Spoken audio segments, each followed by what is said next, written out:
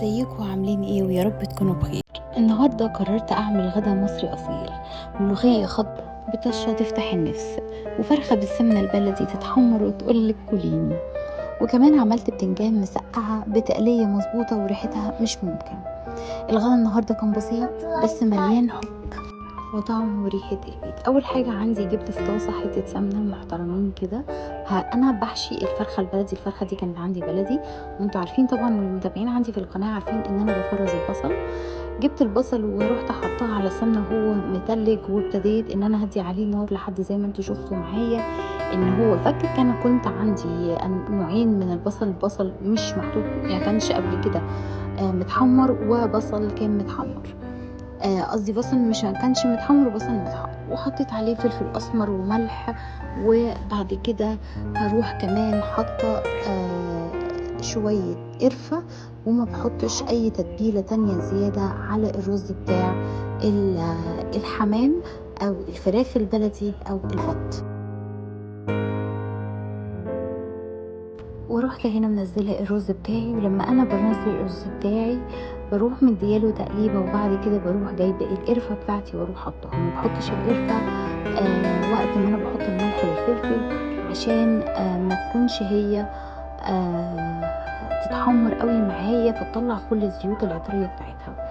وحسيت ان انا هنا المفروض ازود تاني مع كميه الرز شويه فلفل اسمر وملح، فزودتهم وهبتدي اقلبهم كويس لحد ما كل التوابل تتمزج مع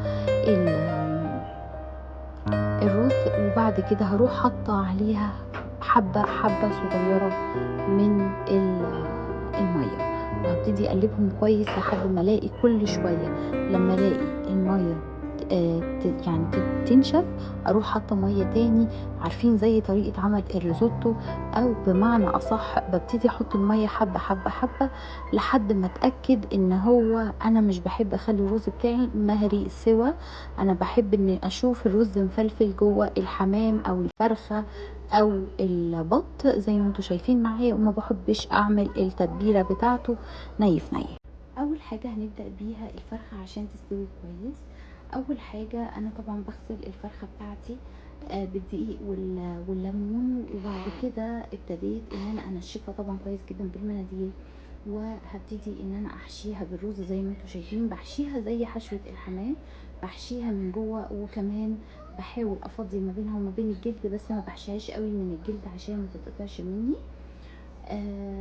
زي ما انا قلت لكم اهو بفضي ما بين الجلد وما بين اللحم. زي ما انا قلت لكم بعمل الفرخه البلدي زي معامله الحمام بالظبط، وبكتفها من تحت كويس.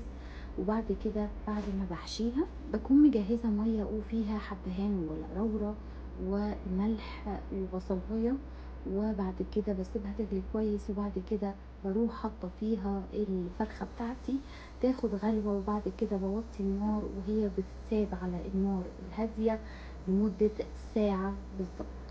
بس طبعا ما بسيبهاش ساعه غير بعد ما الميه تغلي غلوه وانا لسه حاطه الفرخه. وبعد كده اروح موطيه النار زي ما انتوا شايفين اهو.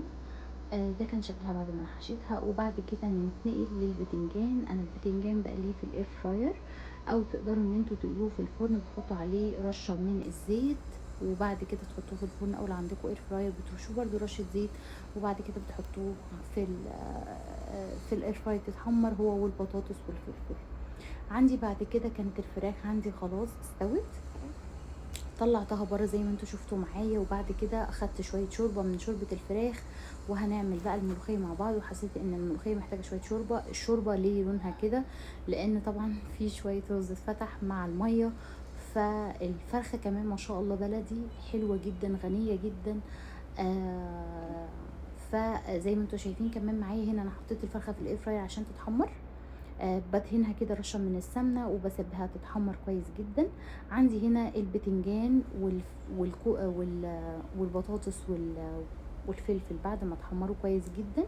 وعندي هنا خلاص الملوخيه غليت معايا، وببتدي اعمل لها عرق، وظبطت الملح بتاعي عشان تكون طعمها حلو. الملح بيبقى مظبوط لان انا مش بعتمد بس على الملح اللي موجود في الشوربه بتاعه الفرخه، لا انا بعتمد على الملح بصفه عامه بتاع الملوخيه، لان انا بنزل مكونات زياده عن الشوربة اللي موجودة، وبنزل شوية شوربة صغيرة في الاول، وبعد كده بزود زي ما انتوا شايفين معايا حبة حبة.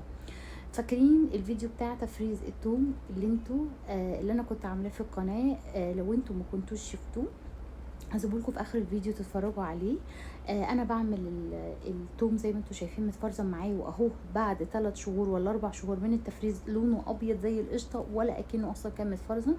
وحطيت نقطه زيت في الطاسه، وهنبتدي نعمل مع بعض التقليه بتاعه المسقعه. بحط حته توم زي ما انتوا شايفين وشويه زيت، وكمان بروح حاطه معاهم كمان كزبره ناشفه، حبه صغيره قوي، حبه لا تذكر. بس الطشه، بس حبيت انوه على حاجه. السمن المسقعه بعملها بالزيت، الطشه بتاعت الملوخيه بتتعمل بالسمنه. وبعد ما انا زي ما انتوا شايفين هعملها كده في الزيت، وبعد ما تبتدي حاسه ان التومه هتاخد لون بروح منزله عليها شويه كزبره ناشفه، اروح مقلباها شويه مع بعض، واروح منزله عليها خل اخليه ان هو يطش معاها. وبعد كده بنزل معاها عصير 3 طماطميات مفرومين، وبحط ملح وفلفل وشويه سكر عشان تواظب الحموضه بتاعه الطماطم. يبقى ملح وفلفل وشويه سكر، ما بحطش كمون، ما بحطش اي حاجه تانية، وبسيبها تتسبك مع بعض. وبعد ما بتتسبك اروح منزله عليها البتنجان والفلفل والبطاطس. دي احلى مسقعه وبحبها جدا، اعملها خفيفه وما بتاخدش مني وقت.